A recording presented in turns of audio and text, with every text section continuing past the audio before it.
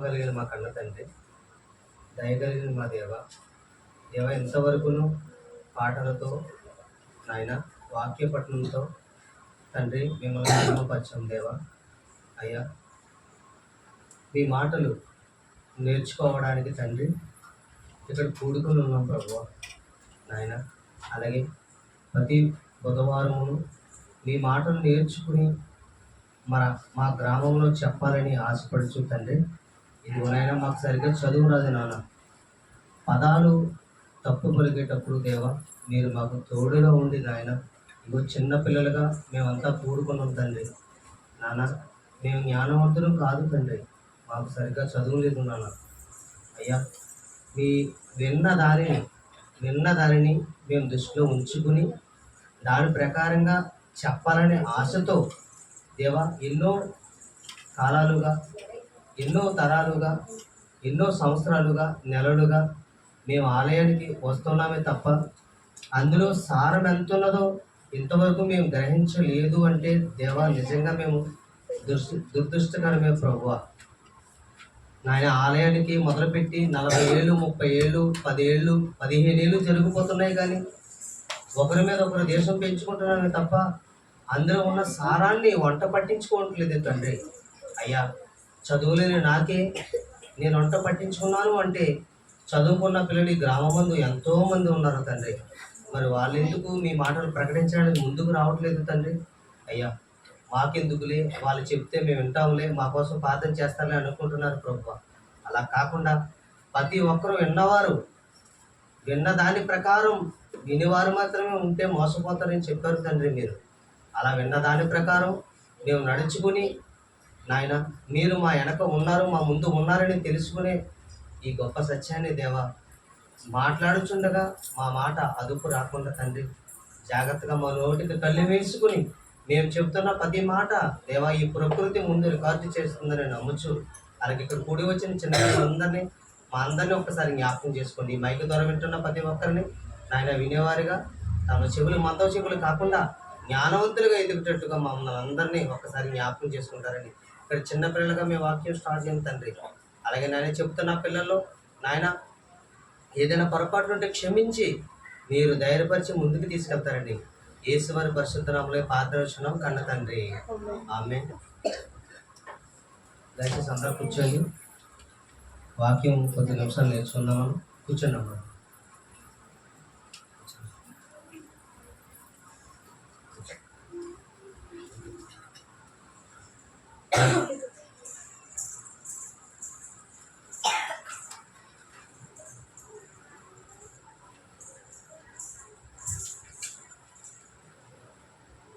ఇలా మొదటిగా కొద్ది మాటలు మనం నేర్చుకుందాం. చిన్నపిల్లలుగా కాక వాక్య ప్రకారంగా మనం అంతా నడుచుకోవడానికి సిద్ధంగా ఉండి రాసుకోండి. రేపు మనకి ఉపయోగపడుతుంది. అలాగే మన ఆత్మీయ తండ్రి జేసాలి గారు రాసినటువంటి సింహగర్జన నుంచి మనం నేర్చుకుపోయే పాఠం ఈరోజు ఏంటంటే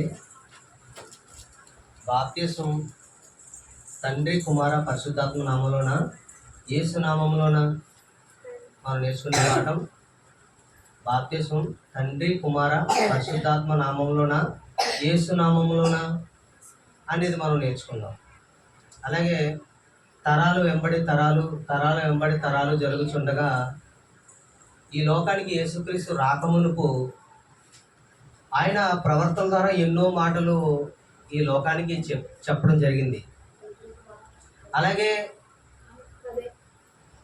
మరొకసారి చెప్తాను, బాప్తిస్మం అనగా ఎవరి నామంలో తీసుకోవాలి అనేది మనం నేర్చుకుందాం. ఈరోజు బాప్తిస్మం తెలుసుకుందాం, ఎవరి నామంలో తీసుకోవాలి.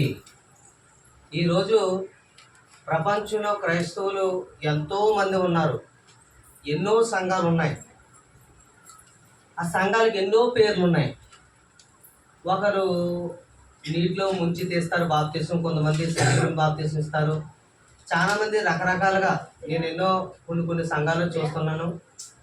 అలాగే నా సహోదరులు చాలామంది చూసే ఉంటారు, రకరకాలుగా బాప్తిసం ఉన్నాయి. అలాగే మన ఊర్లోనే కొంతమంది తండ్రి కుమార పరిశుద్ధాత్మ నామంలో బాప్తిసం అయితే, కొంతమంది యేసు నామంలో బాప్తిస్తారు, కొంతమంది అపోస్తులలో ఇస్తున్నారు బాప్తీసం. ఆ సంఘం కూడా ఉందండి, పిఠాపురం చూశాను నేను. బాప్తీసం పౌలు గారు ప్రకటించారు కాబట్టి పౌలు గారి నామంలో బాప్తీసం ఇచ్చేవాళ్ళు కొంతమంది ఉన్నారు. అలాగే యేసు నామంలో బాప్తీసం ఇచ్చేవాళ్ళు కొంతమంది ఉన్నారు. అలాగే తండ్రి కుమార పరిశుద్ధాత్మ నామంలో బాప్తీసం ఇచ్చేవాళ్ళు కొంతమంది ఉన్నారు. అసలు ఏది రైటు అనేది మనం తెలుసుకుందాం. ప్రియులారా, మనం ఏ మాట అయినా బైబిల్ నుంచి చూసి మాట్లాడేటప్పుడు అది అలా ఉన్నదో లేదో ఆలోచించి మాట్లాడాలి.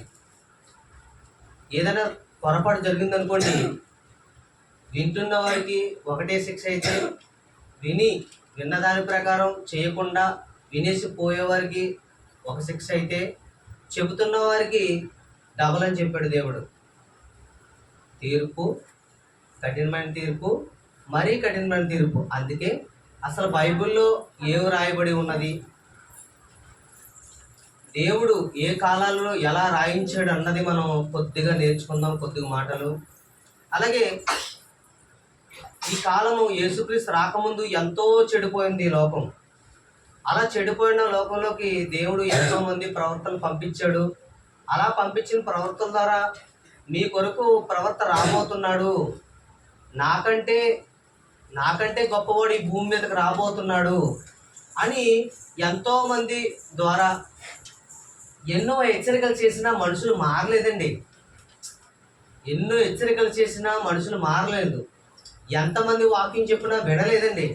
ఎందుకు వినలేదంటే, ఈ భేదాలు ఎందుకు వచ్చాయంటే, ఈ సంఘంలో చెప్తే మేము ఎందుకు వినాలి, వాళ్ళు చెప్తే మేము ఎందుకు వినాలన్న భేదాలు ఉండబట్టే వాక్యం మనం నేర్చుకోలేకపోయాం ఎంతవరకు. వాక్య ప్రకారంగా ఎందుకు మనం నడవలేకపోతున్నాం? ఎవరు చెప్పినా వినాలండి వాక్యం. ఇది మాకు సంబంధం లేదు అని మాత్రం పోకూడదు. ఎన్నో కాలాలుగా ఎంతో మంది ప్రవక్తలను పంపించాడు తండ్రి భూమి మీదకి. కానీ తమ పని పూర్తి చేసుకుంటూ వస్తున్నారే తప్ప మనుషులు మాత్రం అలాగే ఉన్నారండి. అలా ఉన్న కాలంలో దేవుడు యేసుక్రీస్తు రాకమునుపు ఎన్నో హెచ్చరికలు చేశాడు. మన పాఠం గుర్తుంది కదండి, బాప్తీసం ఎవరి నామంలో తీసుకోవాలి, తండ్రి కుమార పరిశుద్ధాత్మ నామంలోనా, యేసు నామంలోనా? మన పాఠం ఇదండి, నేర్చుకుందండి. ఈ పాఠం ఒకరోజుతో అయిపోయేది కాదు, ఇంచుమించు 3 వారాలు 4 పాఠాల కింద చెప్పాలి. అయితే ఇప్పుడు మనం మాట్లాడుకోయే విషయంలో ఎంతోమంది ప్రవక్తలు పంపించాడు భూమి మీదకి. ఎంతోమంది వచ్చారు. లోకం ఎంతో చెడిపోయిందండి. దేవుడు ఎంతో బాధపడుతున్నాడు. తన హృదయంలో నొచ్చుకుని చాలా వేదన పడుతున్నాడు అండి దేవుడు. బైబిల్ చదువుతుంటే పిల్లలారా, ఎన్నో 20 సంవత్సరాలుగా చర్చికి వెళ్ళే వాళ్ళు ఉన్నాం, 30 ఏళ్ళు వెళ్తున్న వాళ్ళు ఉన్నాం. ఎప్పుడు ఒకే మాట అండి, ఎప్పుడు ఒకే మాట. అలా అయితే మన బైబిల్ ఎప్పుడు వస్తుంది? 66 పుస్తకాలు ఉన్నదండి బైబిల్లో. ఏ కాలానికి ఏమి చెబుతూ రాశాడు అని ఎప్పుడూ ఆలోచించలేదు మనం. ఏ కాలానికి ఎవరితో ఎవరు మాట్లాడుతూ ఈ మాటలు చెప్పాడు. అసలు ఈ బైబిల్ మన చేతికి రావడానికి మొదట వచ్చిన ప్రవక్తలు ఎంత కష్టపడ్డారో ఎవరైనా చెప్తున్నారండి? ఎంతసేపు యేసుప్రభు నాకు అది చేస్తాడు, ఇది చేస్తాడు, నా బాధలు తీరుస్తాడు అని అంటున్నాడే కానీ అసలు క్రైస్తవుడు అయినందుకే బాధ అని బైబిల్ చెప్పిందండి. క్రైస్తవుడు అయినందుకే బాధలు అనుభవిస్తేనే నిత్య జీవానికి వెళ్తామని బైబిల్ చెప్పింది. మరి క్రైస్తవులుగా మారిన మాకు చర్చికి వస్తే బాధలు పోతాయని ఎందుకు మనకు అలవాటు అయిపోయాం? ఎవరి వల్ల జరిగింది పొరపాటు? మనకి చెప్పే గురువు వల్ల జరిగిన పొరపాటు అండి ఇది. మన వల్ల కాదండి. పాపం ఎవరు రమ్మన్నా వెళ్తారు, ఎంతసేపు అయినా కూర్చుని వింటారు. కానీ వింటున్న వారికి ఎలా చెప్పాలి మనం? బైబిల్లో చక్కగా దేవుడు ఏ కాలానికి ఎలా చెప్పాడో అది చక్కగా నేర్పించాలండి. పాపం వాళ్ళు వస్తారు, మాకు పరలోకం మాకు కావాలి, ఎవరికి వస్తుంది అనుకుంటున్నారు తప్ప అసలు బైబిల్లో ఉన్న దాని ప్రకారం చదువు ఉన్నా లేకపోయినా మనం సహకరించాలండి. నాకు చదువు లేదని నిర్లక్ష్యం పడకూడదు. చదువుకుని చెప్పేవరకు మనం ఏం చేయాలి? ధన రూపంలోనో లేదంటే పని రూపంలోనో సాయపడుతూ సహకరిస్తే ఎవరైతే రెవరెండ్ పాస్టర్గా ఉంటున్నారో వాళ్ళతో సమానం అయిపోతారని చెప్పాడు దేవుడు. తెలుసా మీకు? ఇప్పుడు తేజమంది వాక్యం చెప్తున్న వారితో పాటు టెంట వేస్తున్నవాడు సమానం అవుతాడు, అలాగే పత్రికలు పంచేవాడు సమానం అవుతాడు, అలాగే టేజీ బలలో వేసేవాడు సమానం అవుతాడు. అలాగే వాళ్ళకి మంచిలు అందించేవాడు సమానం అవుతాడు. వాళ్ళకి పట్టులు అందిస్తూ కర్రలు పాతి దాని మీటింగ్కి ఎన్నో సిద్ధపరిచి చాలా మంది చదువుకోని పిల్లలు ఉంటారు కదా, వీళ్ళంతా వాక్యం చెప్పే పాస్టర్ గారితో సమానం అవుతాడు బైబిల్ చెప్పింది తెలుసా మీకు? వాళ్ళంతో వీళ్ళంతే పరలోకం అందరికీ సమానమే. అలాగే ఎన్నో కాలాలు తరాలు తరాలు ఎన్నో ఇశ్రాయేలుకి ఎంతమంది ప్రవర్తనలు పంపించి నాలాంటి ప్రవర్తన మీ మధ్యకి వస్తాడని మోసే గారు ఎంత చెప్పినా వాళ్ళు వెళ్ళలేదండి. ఆ వచ్చేవారు ఎవరు? మీకోసం మెస్సయ్య వస్తాడు, తండ్రి కుమారుడు వస్తాడు, తండ్రి తన కుమారుని భూమి మీదకి పంపిస్తాడు, వస్తాడు, ఆయన వచ్చినప్పుడు మీరంతా ఆయన ఎంత సాత్వికుడు అని ఎన్ని చెప్పినా వెళ్ళలేదండి. దీనికి ఉదాహరణగా మనం ఒక మాట చూద్దాం. బైబిల్లోకి వెళ్ళి మహాజ్ఞాన గ్రంథంలోకి వెళ్ళి ఒక మాట చూద్దాం. పిల్లలారా మీరు జాగ్రత్తగా ఆలోచించండి. మీరంతా చిన్నపిల్లలు, వాక్య ప్రకటన అందించడానికి మీరంతా తప్పుగా చదువుకున్న పిల్లలు కనుక మనమే నేర్చుకుందాం జాగ్రత్తగా. ఒకసారి ద్వితీయోపదేశ కాండము 18వ అధ్యాయము 16, 19 చూద్దాం ఒకసారి. ద్వితీయోపదేశ కాండము 18వ అధ్యాయము 16 వచనం చూద్దాం. మొదట ద్వితీయోపదేశ కాండము 18వ అధ్యాయము 16 వచనం, తర్వాత 19 వచనం చూద్దాం. అక్కడ మోసే గారు అసలు ఆనాటి ఆ కాలానికి సంబంధించిన ప్రజలతో ఏం చెబుతున్నాడో ఒకసారి ఆలోచన చేయండి. అంటే నా తర్వాత రాబోయేవాడు గొప్పవాడు, ఆయన సాత్వికుడు, ఆయన మాట మీరు వినండి, వినకపోతే ఏం జరిగిపోతుందో కూడా అప్పుడే చెప్పేశాడండి. మీరు వినేసి వెళ్ళిపోయారనుకోండి, దానికి ఏం చెప్పింది బైబిల్? శిక్ష. విన్నదాని ప్రకారం చెయ్యవాడే నావాడు. విన్నదాని ప్రకారంగా చేయకపోతే ఏమని చెప్పింది బైబిల్? ఒకసారి మాట చదవడానికి ద్వితీయోపదేశ కాండము ఈ గొప్ప ఆజ్ఞకు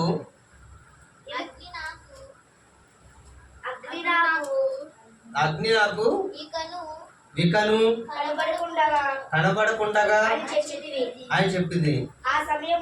ఆ సమయము నీ దేవుడైన యెహోవాను నీవు అడిగిన వాటికి చొప్పున నీ దేవుడైన యెహోవా నీ మధ్య నుండి ప్రక్కను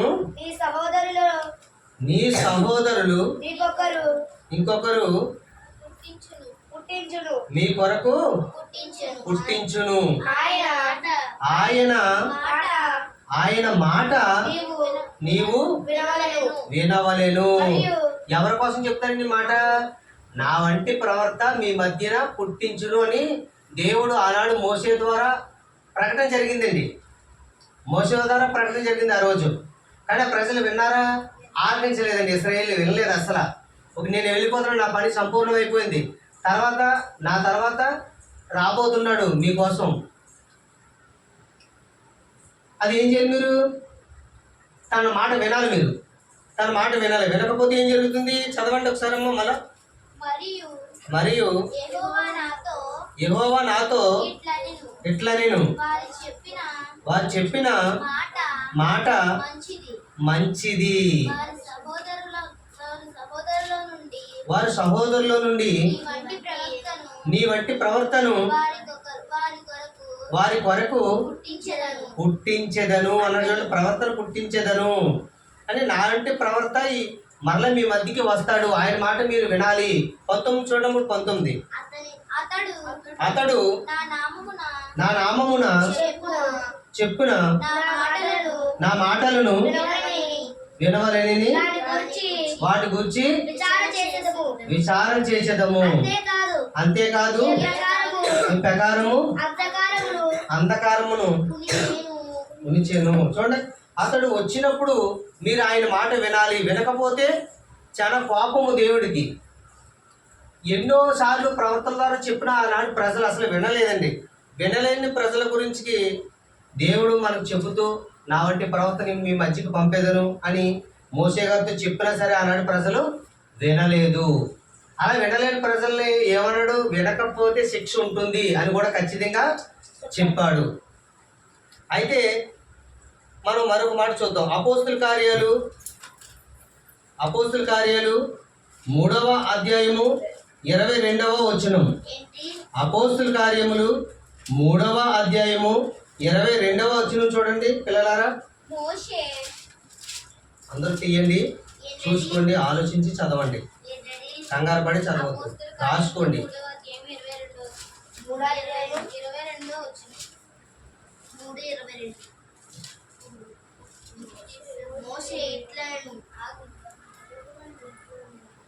అపోస్తుల కార్యములు 3వ అధ్యాయము 22వ వచనం.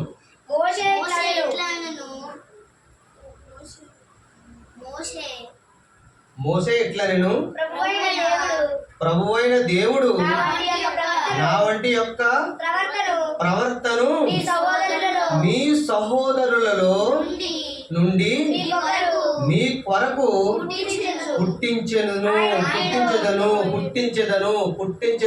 ఈ మాట ఎక్కడ చదువుకున్నాం ఫస్ట్ మనం? ఎక్కడున్నమాట ఫస్ట్ మనం చదువుకున్నమాట? ద్వితీయోపదేశకాండము 18వ అధ్యాయం 16, 19 చదువుకున్నాం కదండి.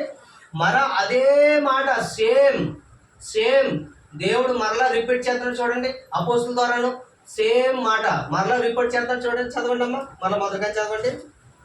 మోషే ఇట్లనెను ప్రభువైన దేవుడు నా వంటి యొక్క ప్రవర్తను మీ సహోదరులలో నుండి మీ కొరకు పుట్టించును. ఆయన మీతో ఏమి చెప్పాను? అన్ని విషయములలో మీరాయన మాట వినవలెను.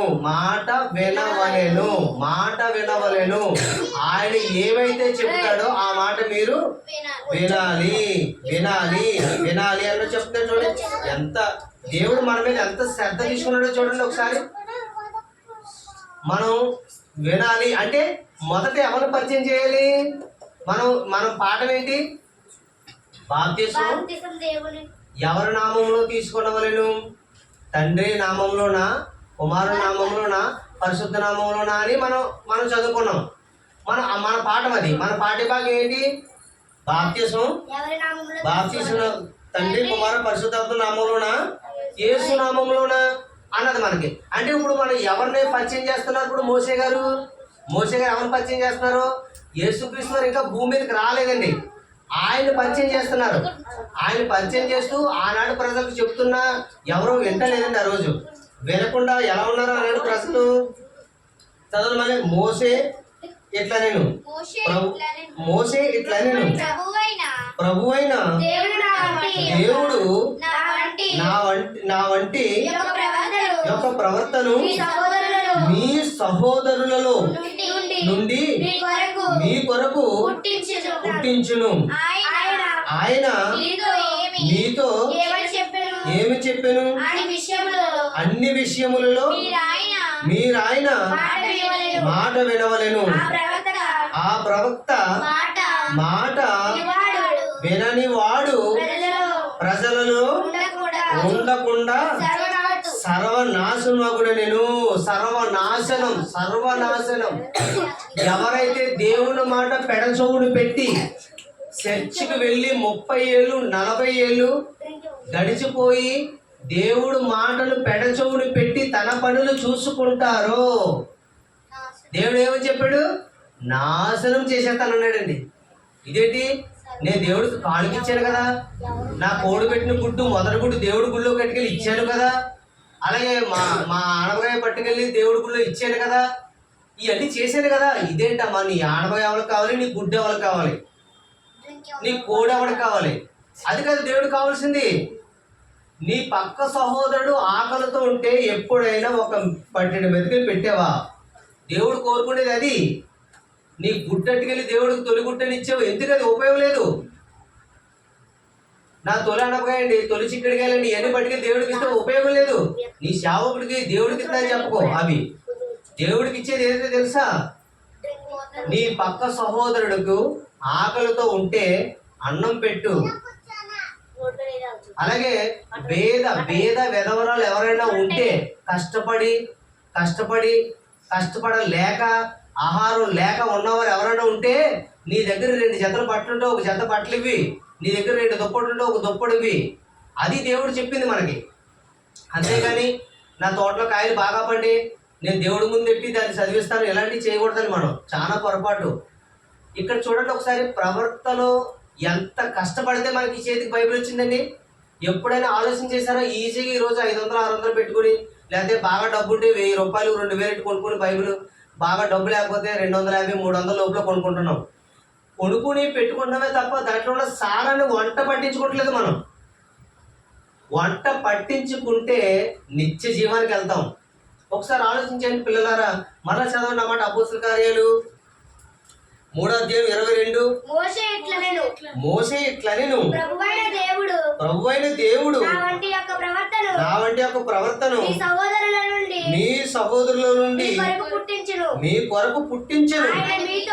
ఆయన మీతో ఏమని చెప్పెను? అన్ని విషయములలో మీరు ఆయన మాట వినవలెను. ఆ ప్రవర్త మాట వినని వాడు ప్రజలలో ఉండకుండా సర్వనాశనమగునని అనెను. దేవుడు చూసారండి ఎంత ఖచ్చితంగా చెప్పాడో. ఆ మాట మీరు వినకపోతే ఖచ్చితంగా నాశనం చేసేస్తానన్నాడండి. ఖచ్చితంగా అలాగే నాశనం చేశారు చాలా మందిని. ఆ మాట వాళ్ళకే అనుకుంటే పొరపాటండి. మనందరికీ ఈ భూమి మీద మనం ఎంతమంది అయితే ఆదాము నుండి పుట్టుకుంటూ వస్తున్నామో, తరం వెంబడి తరము పుట్టించుకుంటూ మనందరూ ఎలాగైతే తల్లి గర్భంలో నిర్మాణం చేసుకుంటూ వస్తున్నాడో అందరికీ వర్తిస్తుందండి ఈ మాట. తెలుసా మీకు? అందరికీ అయ్యండి. ఆనాడు అపోస్తల కార్యాలు చెప్పిన మాట ఇశ్రాయేలు కదా, మనకు కాదు అనుకుంటున్నారా? కాదండి, అందరికీ. అదే యేసుప్రభు కదండి ఆ మాట చెప్పింది. యేసుప్రభు కోసమే కదండి ఆ మాట చెప్పింది. ఇంకా కింద చదవండి పిల్లలారా, మరియు సమూయేలు మొదలుకొని ఎందరు ప్రవక్తలు ప్రవచించారో వారందరూ ఆ దినమును గూర్చి ప్రకటించిరి. ఆ దినమును గురించి ప్రకటించిరి. ఏ దినము గురించి? యేసు ప్రభు గారు వస్తారని ప్రవర్తలందరూ చెప్పుకుంటూ వస్తున్నారు. అంటే ఆనాడు ప్రజలకు, ఇప్పుడు మన బాప్తిసం కోసం కదండి, ఆనాడు ప్రజల కొరకు ఎవరిని పరిచయం చేయాలి? ఫస్ట్ ఆనాడు ప్రజలకు తండ్రి కోసం చెప్తే అసలు అర్థం అవ్వలేదు వాళ్ళకి. కుమారుడు వస్తున్నాడని చెప్పిన అర్థం కాలేదు. అయితే మొదట వాళ్ళు మారు మనసు పొందితే ఎవరి నామంలో బాప్తిసం ఇస్తే వాళ్ళకి యేసుని పరిచయం చేయాలి. మొదట యేసు పరిచయం అయితే తండ్రి ఎవరో అర్థం అవుతుంది, పరిశుద్ధాత్మ ఎవరో అర్థం అవుతుంది. అర్థమవుతుందా మీకు? జాగ్రత్తగా ఆలోచించండి.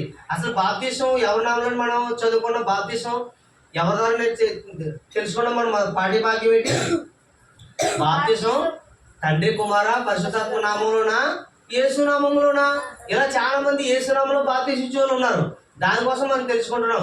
ఇప్పుడు మనం ఇశ్రాయేల్ కాలంలో యేసు ప్రభు గారు వస్తారని ప్రతి గ్రంథం, అన్ని గ్రంథాల్లో రాయబడి ఉంది.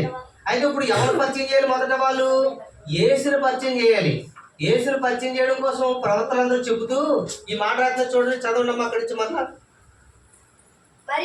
మరియు సమూయేలు మొదలుకొని ఎందరో ప్రవక్తలు ప్రవచించారో వారందరూ ఈ దినమును గూర్చి ప్రకటించిరి. ఆ ప్రవక్తలు దేవుడు అబ్రహాముతో నీ సంతానమందు భూలోకం అంతటా అబ్రహాం సంతానం ఉంటుందని ఆ రోజు ప్రవశించుకుంటూ చెబుతూ అలా వచ్చారండి. చెబుతుండగా 26వ వచనంలో చూడండి. 26వ వచనంలో దేవుడు తన సేవకుని పుట్టించి మీలో ప్రతివానిని వాని దుష్టత్వము నుండి మళ్లించుట వలన మిమ్మును ఆశీర్వదించుటకు ఆయనను మొదట మీ యొద్దకు పంపేనని చెప్పాను. చూసారండి, మీ అందరిని ఆశీర్వదించుటకు మొదట ఎవరిని పంపారు మన యొద్దకి? యేసు ప్రభువునండి. యేసు ప్రభువుని పంపిస్తే ఎవరు కూడా ఆయన పట్టించుకోక నిర్లక్ష్యంగా ఉన్నారు. నిర్లక్ష్యంగా ఉండడం వలన ఏమని చెప్పాడు? మీరు ఆయన మాట వినకపోతే నాశనానికి వెళ్ళిపోతారు అన్నాడండి. అంటే మనం ఎన్నిసార్లు మనం ఆలయానికి వెళ్ళినా, ఎన్ని బోధలు విన్న దాని ప్రకారం చెయ్యకపోతే ఎక్కడికి వెళ్ళిపోతాం? బైబిల్ చెప్తుంది నాశనానికి, నిత్య నరకానికి వెళ్ళిపోతాం. మనం అక్కడికి వెళ్దామా? వెళ్ళకూడదు. నరకానికి వెళ్దామా? పరలోకానికి వెళ్దామా?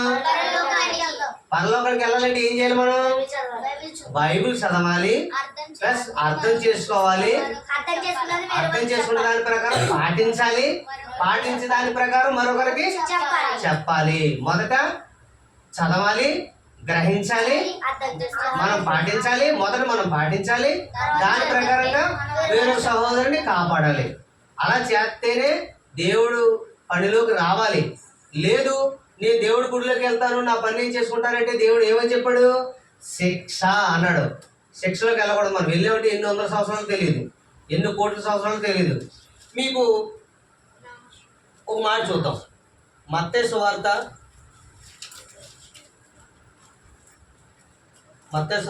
28వ అధ్యాయం చూడండి పిల్లలారా. మత్తయి సువార్త 28వ అధ్యాయము మత్తయి సువార్త 28వ అధ్యాయము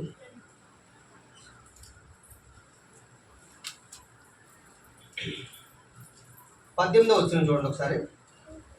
మత్తయి సువార్త 28వ అధ్యాయము 18వ వచనం చూడండి ఒకసారి. 18. మత్తయి సువార్త 28వ అధ్యాయము 18వ వచనం. ఓకే, చెప్పండి, చదవండి. అయితే యేసు వారి యొద్దకు వచ్చి పరలోకమందును భూమి మీదను నాకు సర్వాధికారం ఇయ్యబడెను, నాకు సర్వాధికారం ఇయ్యబడెను అంటున్నాడండి. ఆనాడు ప్రజలతోటి వచ్చాడండి. యేసుప్రభు గారు వస్తారు కదా, ఎవరో ప్రవర్తలు అందరూ చెప్పిన మాట ప్రకారం యేసుప్రభు గారు వచ్చేసారు. అయినా సరే ఆనాటి కాలంలో ఉన్న వాళ్ళకి మొదట అపోస్తులందరూ ఎవరికి పరిచయం చేశారు? మొదట యేసుప్రభు గారిని పరిచయం చేస్తేనే కానీ మిగతా వాళ్ళు అర్థం కారండి వాళ్ళకి. అందుకని యేసుక్రీస్తు వారిని పరిచయం చేస్తూ ఎవరైతే యేసుక్రీస్తు వారిని అంగీకరిస్తున్నారో యేసు నామంలో బాప్తిస్మం ఇవ్వడం మొదలు పెట్టారండి ఆ రోజు. తెలుసండి, అర్థం చేసుకోండి జాగ్రత్తగా. బైబిల్ చాలా మంది బయట సంఘాలు ఉన్నాయి, యేసునామంలో బాప్తిస్మం ఇవ్వాలి, యేసునామంలో బాప్తిస్మం ఇవ్వాలి మాట్లాడుతున్న అపోస్తులందరూ యేసునామంలోనే బాప్తిస్మం ఇచ్చారు, యేసునామంలోనే బాప్తిస్మం ఇచ్చారని చెప్పుకుంటున్నారు. కానీ తప్పు. వాళ్ళు బైబిల్ సరిగ్గా చదవక అర్థం కాలేదు వాళ్ళకి. అంటే ఆనాడు ప్రవర్తన చెప్పారు, మోసే గారు చెప్పారు, వీళ్ళంతా ప్రవర్తనంతా చెప్తూ వచ్చారు. మా తర్వాత వచ్చేవాడు చాలా సాత్వికుడు, ఆయన చాలా దీర్ఘదశ కలిగి ఉన్నవాడు, ఆయన మాట మీరు అందరూ వినకపోతే శిక్ష ఉంటుందని చెప్తూ వచ్చాడు బైబిల్లో. అవునా? మనం చదువుకున్నాం కదా, ద్వితీయోపదేశకాండలో చదువుకున్నాం, అపోస్తుల కార్యంలో చదువుకున్నాం. అలా చదువుకుంటూ రాబోతే వచ్చాక మత్తయి సువార్తకు వచ్చేసరికి యేసుప్రభు గారు వచ్చి ఉన్నారు కదండి. ఇప్పుడు ఆయన ఏమంటున్నారు? జాగ్రత్తగా ఆలోచించండి. 18వ వచనంలో చూడండి ఒకసారి.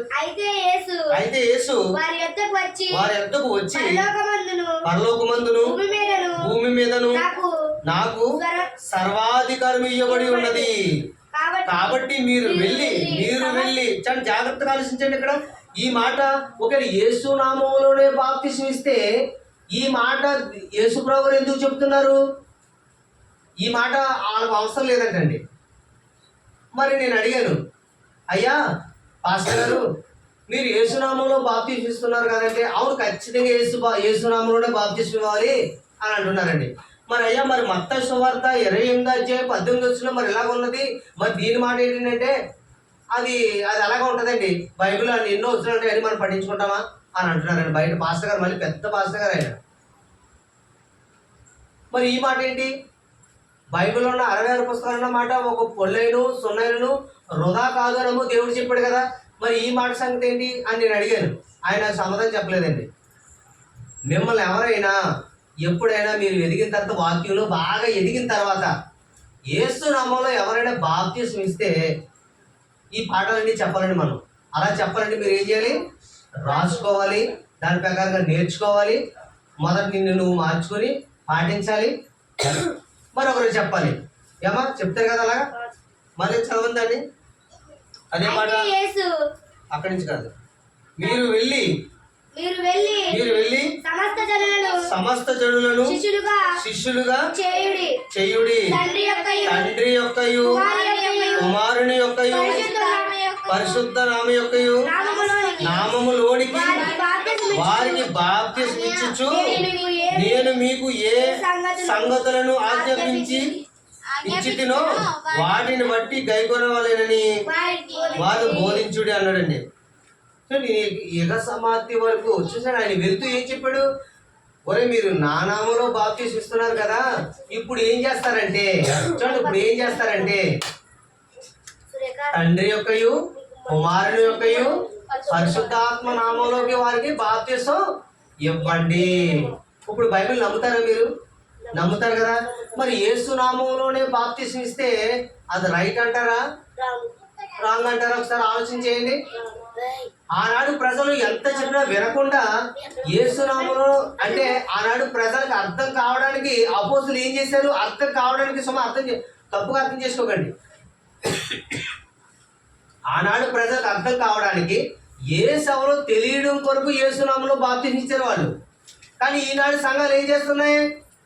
యేసునామములో బాప్తిస్మం ఇచ్చాడు కనుక మేము యేసునామములోనే ఇస్తాం. అపోస్తులు బాప్తిస్మం ఇచ్చారు కనుక అపోస్తులలోనే మేము బాప్తిస్మం ఇస్తాం. ఇలాంటి సంఘాలు చాలా ఉన్నాయండి బయట. నిజంగా బైబిల్ చూస్తే ఇలా ఉంది. చక్కగా వాళ్ళు ఎందుకు ఇచ్చారో బైబిల్ చక్కగా రాయబడి ఉంది. ఆనాడు యేసుని పరిచయం చేయడానికి యేసు ఎవరో తెలియడానికి ఆనాడు యేసునామములో బాప్తిస్మం ఇవ్వవలసి వచ్చింది. ఆ తర్వాత మరి యేసు ప్రభు గారు వచ్చినప్పుడు యేసు ప్రభు గారు మరలా ఎంతో చెప్తున్న మాట ఏంటి? తండ్రి యొక్కయు కుమారుని యొక్కయు పరిశుద్ధాత్మ నామములోకి వారికి బాప్తిస్మం ఇవ్వండి ఇవ్వండి ఇవ్వండి. నాకు సర్వాధికారం ఈ భూమి మీద ఇయ్యబడింది. భూమి మీద కాదు, పరలోకం అంతే కాదు, సర్వాధికారం నాకు ఇవ్వబడింది అని యేసుప్రభు గారు చెప్తున్నారు. మరి ఈ సంఘాలన్నీ ఉన్నాయి. మన భూమి మీదకి వచ్చేసరికి ఎన్ని సంఘాలు? ఇంచుమించు లేదంటే ఎన్నో సంఘాలు ఉన్నాయండి. కానీ ఈ సంఘాలన్నీ నిజమా అంటే అన్నీ అబద్ధాలే. ఎలాగో చెప్పమంటారా? ఇప్పుడు ఒక ఇంటికి ఆడపిల్ల వివాహం చేసినప్పుడు అప్పుడు వరకు తండ్రి పేరు ఉంటుంది ఆడబిడ్డకి. భర్త ఇంటికి వెళ్ళాక ఎవరి పేరు ఉండబడుతుంది? భర్త ఇంటి పేరు పలకబడుతుంది. అలాగే మా అత్తారింటికి వెళ్ళిన తర్వాత కూడా భర్త ఇంటి పేరు కాకుండా అమ్మగారి ఇంటి పేరు ఉందనుకోండి, ఏమంటారు? వాళ్ళు ఏమంటారు? వీళ్ళకి అర్థం కాలేదు అని అనుకుంటాం మనం, లేదా మెంటలోనే అనుకుంటాం. అలాగే ఇప్పుడు సంఘానికి ఏ పేరు ఉండాలి? క్రీస్తు. సంఘానికి శిరస్సు ఎవరు? క్రీస్తు అండి. క్రీస్తు పేరు పెట్టబడాలి. కానీ ఈరోజు ఎన్ని సంఘాలుగా ఉన్నాయి? ఎన్నో సంఘాలు అలా సంఘాలుగా విభజింపబడి ఉన్నాయి కనుకనే బైబిల్ అర్థం కాలేదండి. ఒకడు కొండ పేరు పెడతాడు, ఒకడు పట్టణం పేరు పెడతాడు, ఒక లోయ పేరు పెడతాడు. ఏదో బైబిల్లో సందర్భం తీసు. కానీ క్రీస్తు సంఘములన్నీ అని ఉందండి బైబిల్లో. చూడండి ఏమన్నాడు? మీరు సర్వలోకానికి వెళ్ళి సర్వ సృష్టిని సువార్త ప్రకటించండి అని మరొక చోట చెప్పాడు మనకు దేవుడు. ఇలా మనం బైబిల్ని పాటించి దాని ప్రకారంగా దేవుడు మన కోసం ఏం రాయించాడో మనం మొదటికి వెళ్ళిపోయి అసలు ప్రవర్తన ద్వారా దేవుడు ఏం మాట్లాడాడు ఇది చదువుకుంటూ వస్తూ ఉంటే మనకు అర్థమవుతుందండి. జాగ్రత్తగా చదువుకుంటూ వస్తుంటే మనకు అర్థమవుతుంది. అలాగే మరొక మాట చూద్దాం. యోహాను సువార్త 10వ అధ్యాయము 32వ వచనం చూడండి ఒకసారి పిల్లలారా. యోహాను సువార్త 10వ అధ్యాయం 32వ వచనం చూడండి ఒకసారి.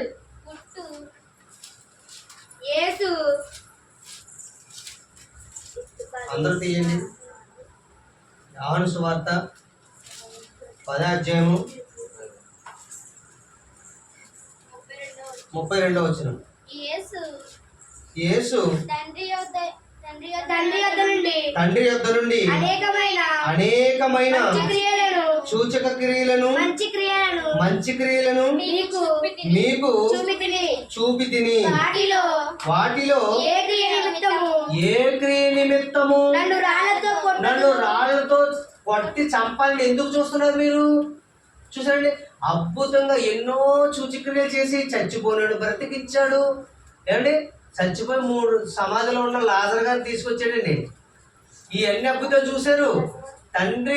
తండ్రి పంపబడ్డ మెస్సయ్య, ఈయన ద్వారా మనకి రక్షణ కలుగుతుంది, ఈయన ద్వారా మనకు రక్షణ దొరుకుతుంది అని ఎంతో మంది ప్రవక్తలు చెప్పి వాళ్ళ దగ్గర ప్రవర్తన గ్రంథాలు ఉన్నా యేసుక్రీస్తు వచ్చినప్పుడు నమ్మలేదంటండి. చూడండి, మీ మధ్య నేను మంచి చేశాను కదా, ఏ చెడు క్రియ చేశారని నన్ను చంపు చూస్తున్నారు మీరు అని అడుగుతున్నాడు యేసు ప్రభు గారు. అసలు ఏ చెడు కార్యం మీ మధ్య చేశాను నేను, నన్ను చంపడానికి మీరు రాళ్ళతో కొట్టాలని సిద్ధపడ్డారు మీరు అంటాడండి. దానికి వాళ్ళ దగ్గర సమాధానం లేదు, వాళ్ళ దగ్గర సమాధానం లేదు. యేసు ప్రభు సాక్షాత్తు దేవుడు కుమారుడు వాళ్ళ మధ్య జీవించుచున్నా ఆనాడు అర్థం చేసుకోలేదండి. ఎందువల్ల? బైబిల్ చదవకపోవడం వలన. అర్థం చేసుకోండి జాగ్రత్తగా. ఆనాడు వాళ్ళ దగ్గర ఉన్న గ్రంథాలు చదవలేదు కనుకనే వాళ్ళు మనలాగా చర్చికి వెళ్ళి వచ్చేస్తున్నారు కనుకనే అర్థం కాకే తప్పుగా అర్థం చేసుకున్నారు. ఇప్పుడు అర్థమైంది మీకు లాజిక్? ఆ రోజు కూడా మనలాగే 20 ఏళ్ళైనా 30 ఏళ్ళైనా 40 ఏళ్ళైనా 50 ఏళ్ళైనా చర్చికి వెళ్తున్నారు. ఎందుకు వెళ్తున్నారు? అంతే. ఇలా ఆదివారం వెళ్ళాలి తప్పదు, అంతే. ఇలా ఆదివారం వెళ్ళాలి తప్పదు, శుక్రవారం వెళ్ళాలి తప్పదు, మంగళవారం వెళ్ళాలి తప్పదు, బుధవారం వెళ్ళాలి తప్పదు. ప్రతి వారం ఎక్కడో దిక్కున ప్రార్థన జరుగుతుంది కదండి. ఎందుకు వెళ్తున్నారు మీరు చర్చికి? ఎందుకు వెళ్తున్నాం మనం? బైబిల్లో ఉన్నది ఎప్పుడైనా చదివే బాబు ఇంటి దగ్గర కూర్చొని చదివిన దాన్ని నీ హృదయంలో పెట్టుకుని పుల్లబెట్టేస్తావా, బయట చెప్తున్నావా? బయట చాలా మంది నశించిపోతున్నారు. వాళ్ళు ఎప్పుడైనా ఆలోచన చేసావా? అయ్యో నేను చదువుకోలేదని నేను ఏం చేయను అంటున్నావా? ఓకే, నువ్వు చదువుకోలేదు కదా, చదువుకుని ఎవరైతే సువార్త బాగా చెబుతున్నారో వాళ్ళకి నువ్వు సహకరించు, వాళ్ళకి వెళ్ళడానికి సహకరించు. డబ్బుల రూపంలోనా, బట్టల రూపంలోనా, లేకపోతే నీ ఉన్న ఏదో సరుకు రూపంలోనా సాయం చేయి. నీకు చదువు రాలేదా, చెప్పడం తెలీదా? అయితే ఒక సరుకు రూపంలోనా, ధనం రూపంలోనా, లేకపోతే బట్టల రూపంలోనా, వస్త్ర రూపంలో ఎవరికైనా సాయం చేయి. ఎవరైనా లేని వాళ్ళు ఉంటే వాళ్ళకి ఇవ్వను చెప్పు. లేదా నీకు అంతగా సువార్త తెలియదా, తెలియకపోతే ఒక పని చేయి. చాలా మంది రోడ్డు మీద, చాలా మంది తల్లిదండ్రులు లేని పిల్లలు ఉన్నారు, అలాగే పాలు చేతులు లేని వాళ్ళు రోడ్డు మీద అన్నం పెడితే తిందామని ఉన్న వాళ్ళు ఉన్నారు, అలాగే ఒంటి బట్టలు లేకుండా ఉన్న వాళ్ళు ఉన్నారు. అలా సాయం చేయి. దేవుడు అదే కదా కోరుకుంటున్నాడు. దేవుడు ఏం కోరుకుంటున్నాడు మన నుంచి? నువ్వు రోజు చర్చికి రా ఈనేసి పోరా అని అనలేదు. ఎన్న దాని ప్రకారంగా చేస్తేనే నా దగ్గర అన్నాడు. అలాగే ఒకటే స్వస్థత కోసం నా దగ్గర రాకండి. అదండి ఆయన చెప్తున్న మాట. మరలా చదవండి పిల్లరా మాట 32. యేసు తండ్రి యొద్ద నుండి అనేకమైన మంచి క్రియలను మీకు చూపితిని, వాటిలో ఏ క్రియ నిమిత్తము నన్ను రాళ్లతో కొట్టుదురని వారిని అడిగెను. అందుకు యూదులు, నీవు మనుషుడు అయ్యుండి దేవుడునని చెప్పుకొనుచున్నావు గనుక దేవదూషణ చేసినందుకే నిన్ను రాళ్లతో కొట్టుదుము, కానీ మంచి క్రియ చేసినందుకు కాదని ఆయనతో చెప్పిరి. చూసారండి, వాళ్ళకి అర్థం కావట్లేదు. మంచి క్రియ చేసినంత కాదు, చెడ్డ క్రియ అంటే చచ్చిపోయిన బతికించి అన్ని చేసినా ఇలా ఈ తిరగా చూడండి, వాళ్ళు చేసే తప్పులు ఈయన చెప్తున్నాడని వాళ్ళని రాళ్ళతో కొట్టకొచ్చారు యేసుప్రభు గారిని. అంటే ప్రవక్తలు మాట్లాడి పక్కన పెట్టేశారు. చూసారండి ఎలా ఉన్నారు ఆ కాలంలో మనుషులు? ఆ కాలంలో కాదండి, ఈ కాలంలో కూడా మనం అలాగే ఉన్నాం. ఎందుకు? చర్చికి వెళ్ళి నీ బాప్తిసం తీసుకుని 30 ఏళ్ళు అయిందంటావు. ఏం తెలుసుకున్నావు నువ్వు? 66 పుస్తకాలు ఉన్నాయి, ఎలా చూసినా ఒకటే చెప్తావు. ఎన్ని సంవత్సరాలు గడిచినా ఒకటే మాట చెప్తావు. ఎందుకది? నువ్వు రేపు పొద్దున చచ్చిపోయిన తర్వాత పాతాలకు తీసుకుపోతే అదే నిన్ను. పాతాలకు వెళ్లకుండా కాపాడబడాలంటే నువ్వు బైబిల్ చదవాలి. చదవకుండా రాదా నీకు? చెప్పేవారు మాట విని నేర్చుకో. అయ్యా నేను పాపిని, నేను పాపం చేసిన తండ్రి అని దేవుడి దగ్గర ఒప్పుకో, మనుషుల దగ్గర కాదు. దేవుడి దగ్గర ఒప్పుకో, క్షమాపణ దొరుకుతుంది నీకు. సత్యకు నువ్వు ఒంటరిగానే వెళ్ళాలి. పుట్టేటప్పుడు నువ్వు ఒంటరిగానే వస్తావు, సచ్చేటప్పుడు నువ్వు ఒంటరిగానే వెళ్తావు. 6 అడుగులు కోతులు నేను పాతేస్తావు, అది శరీరం సుమా. కానీ దాంట్లో ఉన్న పవర్ఫుల్ వెళ్ళిపోతుంది, దాంట్లో ఉన్న పవర్ఫుల్ ఒకరోజు వెళ్ళిపోతుంది. అలా వెళ్ళిపోయిన ఆత్మ పాతాళంలో బాధపడకుండా నిత్య జీవన సుఖాన్ని అనుభవించే లోకానికి వెళ్తుందా, పాతాళానికి వెళ్తుందా? ఒక్కసారి గ్రహించు నా ప్రియ సహోదరి సహోదరుడా. 30 ఏళ్ళకి వెళ్తున్నానండి, నేను ఎప్పుడో 30 ఏళ్ళ కింద బాప్తిసం తీసుకున్నానంటావు. యేసు రక్తంలో పాలు పంచుకుంటున్నావు. యేసు రక్తం అంటే ఏంటి? సిలువ పైన కొర్లాకర్రతో కొడుతూ ఆ గేలముళ్ళు పంజాలు తగిలించి లాగేస్తుంటే ప్రతి ముక్క చెదిరిపోతుందని శరీరం. ఎప్పుడైనా నువ్వు ఆ బాధలు పడ్డావా? సువార్తకి వెళ్ళి ఏం చేస్తున్నావు? ఫ్యాన్ ఎక్కడిదో కూర్చుంటావు, ఫ్యాన్ దగ్గర కూర్చున్నావు. అది సువార్త కాదండి, సువార్త కాదు అది. సువార్త అంటే నశించుకోవచ్చున్న వారు మధ్యకెళ్ళి ఏసే రక్షకుడు, ఏసే దేవుడు కుమారుడు, మనం ఆయన నమ్మితే, ఆయన నమ్మి తెలుసుకుని ఆయన ప్రకారంగా పాటించగలిగితే నిత్య జీవానికి వెళ్తామని ఎప్పుడైనా చెప్పావు? ఎవరితో నేను చెప్పలేదు. అలా చెబితేనే దేవుడిని పరలోకమందు ఉండి సంతోషిస్తానండి.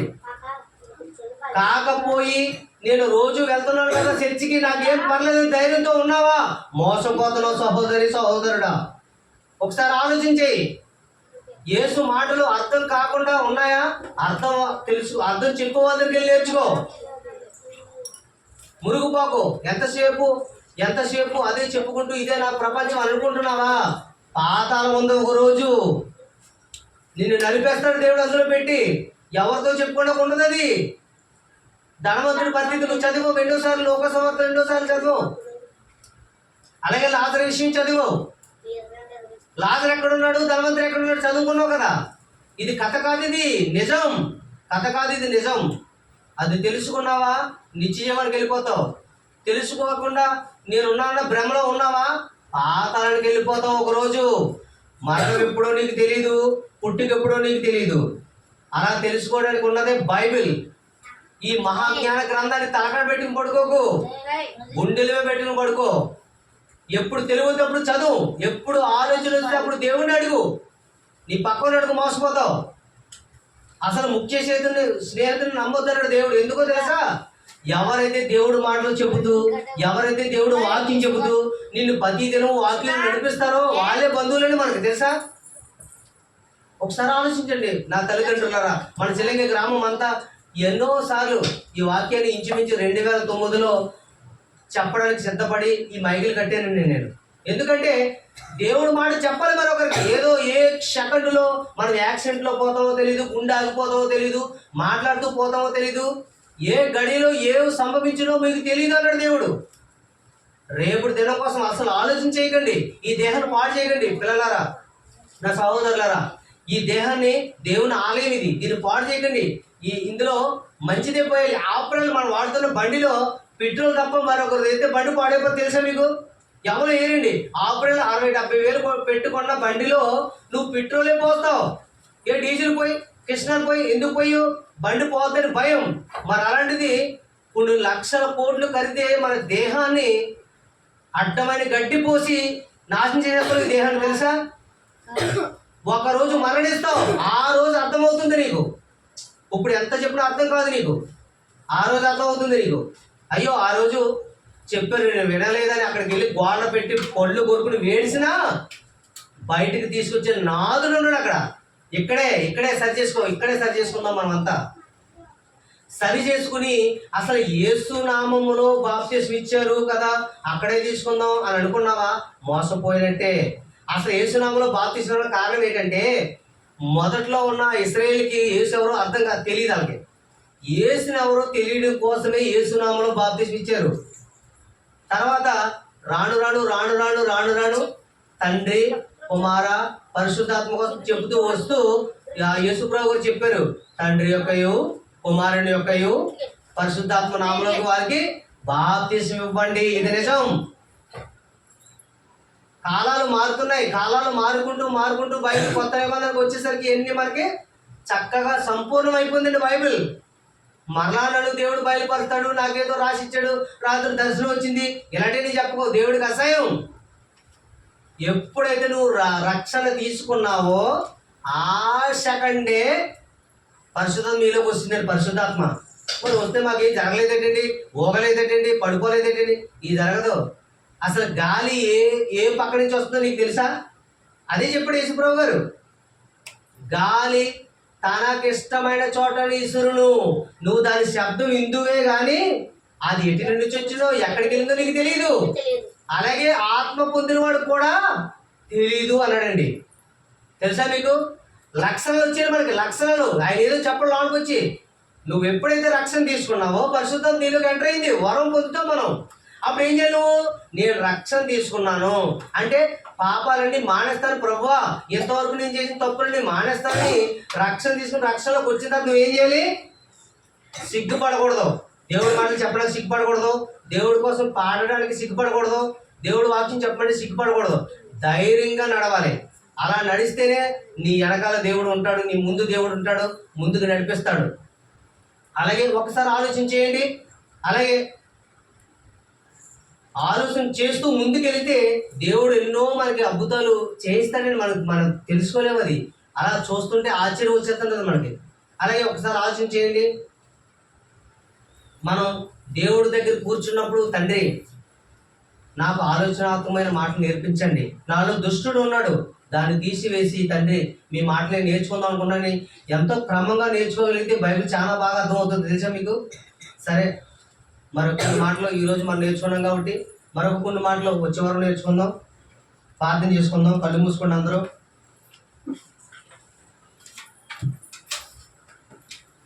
కళ్ళు మూసుకుంది అందరూ. మహాపరిశుద్ధుడా, ప్రేమ కలిగిన మా కన్న తండ్రి, దయ కలిగిన మా దేవ, సమస్తము మీకు ఎరుగైనది తండ్రి. అయ్యా, మేమే పాపము చేసినా అది మీ కళ్ళ ముందు ఉంది తండ్రి. మేమే దోషం చేసినా అది మీ కళ్ళ ముందు ప్రత్యక్షం అవుతుంది తండ్రి. మేమే నేరము చేసినా అది మీకు ప్రత్యక్షం అయిపోతుంది తండ్రి. నాయన, ఎన్నో సంవత్సరాలుగా మేమంతా ఆలయాలకు వెళ్తున్నామే తప్ప మీరు రాసిన మీ మనసులో ఉన్న ఆలోచన అంతా బైబిల్లో రాసి ఉంచారని మేము తెలుసుకోకుండా ఉన్నాం ప్రభువా. ఒక్కసారి నాన్న, మేము చేసిన పాపాలు, మేము చేసిన తప్పులు ఈ రాత్రి సమయంలో మేము ఒప్పుకుంటున్నాం మా దేవా. మీరు మాతో ఉన్నారని ధైర్యంగా మేము మాట్లాడుతున్నాం తండ్రి. ఎన్నో తప్పులు వచ్చాయి ప్రభువా. ఇక్కడ చిన్న పిల్లలు ఉన్నారు నాన్న వాక్య ప్రకటన అందించడానికి దేవా. అలాగే చెప్తున్నా, నాకు కూడా సరిగ్గా చదువు లేదు నాన్న. ఎంతో బాధ అనిపిస్తుంది తండ్రి. ఆనాడు కొంచెం చదువుకుంటే ఈరోజు బైబిల్లో ఎన్నో చెప్పడానికి నాకు అవకాశం ఉందినే నేను ప్రతిదినము బాధపడుతున్నాను తండ్రి. నాన్న, మీకు తెలుసు దేవా, నేను ఎంతవరకు ఏం చేసేవాడినో ఏం చేయవాడినో నీకు తెలుసు తండ్రి. అలాగే ఇక్కడ చిన్నపిల్లలు ఉన్నారు నాన్న. ఆ పిల్లలు బాగా చదువుకుని మీ మాటలు నేర్చుకునే విధానం వాళ్ళకి నేర్పించండి బాబు. ఎందుకంటే దేవా, మీ మాటలు చెప్పాలన్నా మంచి ఆలోచనతోనే ఉన్నాం తప్ప మరొక ఏదో ఆలోచన మాకు లేదు తండ్రి. అలాగే నాయన, ఇప్పుడు మేము చెప్పిన మాటల విషయవంతుల్లో తండ్రి ఎన్నో తప్పులు ఉంటే తండ్రి మమ్మల్ని క్షమించండి బాబు. బయట వారు నాన్న ఎంతో మంది వింటారు తండ్రి ఈ మాటలు. అలాగే నాయన, ఎన్నో తప్పులు వస్తున్నాయి నాన్న. మాకు చదువు లేక సరిగ్గా పదాలు పలకలేక ఎన్నో తప్పులు జరుగుతున్నాయి తండ్రి. ఆ తప్పుల విషయంలో తండ్రి నాన్న, మేమేదో అహంకారంగా చెప్పాలని కాదు తండ్రి. మీ మాటలు చెప్పాలన్న ఆలోచన తప్ప మరొక ఉద్దేశం లేదు తండ్రి. ఇంకెక్కడ కూడి వచ్చిన పిల్లలందరినీ ఒక్కసారి మమ్మల్ని జ్ఞాపకం చేసుకోండి. అలాగే నా పక్కన నా సహోదరుడు ఉన్నాడు నాయన, నానిని ఒక్కసారి జ్ఞాపకం చేసుకోండి తండ్రి. నాని కుటుంబాన్ని జ్ఞాపకం చేసుకోండి తండ్రి. ఆ సహోదరుడు నమ్మకంగా బడిలో ఉంటానని మీకు మాట ఇచ్చాడు తండ్రి. అలాగే నాని విషయమై తండ్రి ఒక్కసారి జ్ఞాపకం చేసుకుని ఆ సహోదరుడు నాకు తోడుగా ఉండడానికి తండ్రి మీరు ఇచ్చారు నాన్న, నేను నమ్ముచున్నాను తండ్రి. అలాగే నాయన, మా ఇద్దరికి చదువు లేకపోయేటప్పటికి మీ మాటలు చెప్పడానికి ఎంతో ప్రోత్సహిస్తున్నాడు ప్రభువ. అలాగే నాని గారి కుటుంబాన్ని బట్టి నాయన, తమ్ముడు అన్నదమ్ముల విషయం బట్టి ఒక్కసారి మీరు జ్ఞాపకం చేసుకోండి. అలాగే నాయన, ఉదయకాలం ఎంతో మంది మేము పనికి పోచున్నాం ప్రభువ. వాహనాల మీద వెళ్తున్నాం, నడక మీద వెళ్తున్నాం. ఎన్నో ప్రయాణాలు అయ్యి మేము పక్క ఊర్లు, ఎన్నో ఊర్లుగా మేము ప్రయాణకు వెళ్ళి పనులు చేసుకుని కష్టపడడానికి, మా భార్య పిల్లలు పోషించుకోవడానికి తండ్రి పక్క ఊరు ఎన్నో విషయాలపై మేము పనులు వెళ్ళిపోతున్నాం ప్రభువ. అలాగే ఎన్నో ఊర్లో వింటున్నాం తండ్రి, ఎన్నో యాక్సిడెంట్లు అవుతున్నాయి, ఎంతో మంది మరణిస్తున్నారని ఎన్నో వింటున్నాం ప్రభువ. కానీ తండ్రి, మా గ్రామాన్ని ప్రేమించి మా గ్రామంలో ఉన్న వాళ్ళందరినీ పడిపోతున్న మా అందరినీ క్షేమంగా తీసుకువస్తున్నారు ప్రభువ. మీకు వందనాలు తండ్రి, కృతజ్ఞతలు ప్రభువ. నాయన, ఈ రోజు అంతటి మీద మేము ఎవరి మీద కోపం పడి ఉంటే, అలాగే నాయన పగ పెంచుకుని ఒకవేళ ఉంటే క్షమించమని అడుగుతున్నాం దేవా. ఎవరి మీద ఈ రోజు మొత్తమే మేము కోపపడి నాయన ద్వేషం పెంచుకుంటే ఇగో ఈ క్షణమే విడిచిపెడుతున్నాం ప్రభువ. మా తప్పులు మన్నించండి బాబు.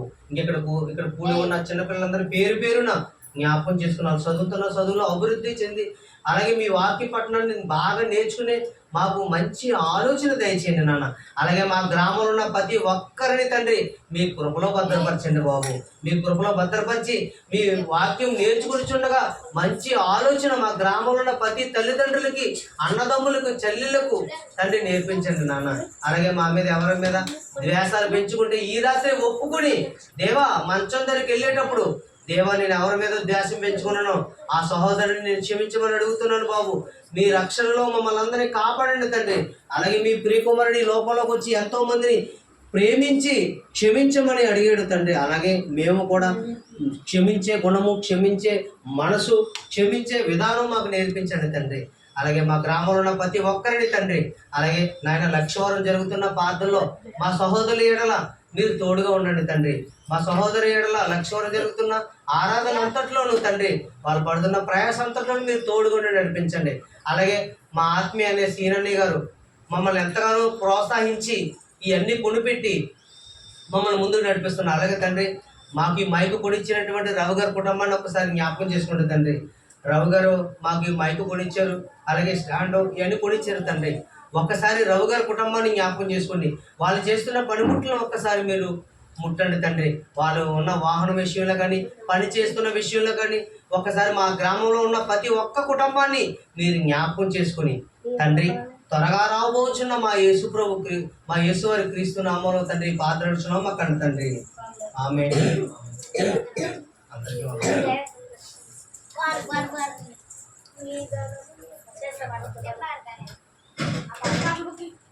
apa ada itu itu perbaran apa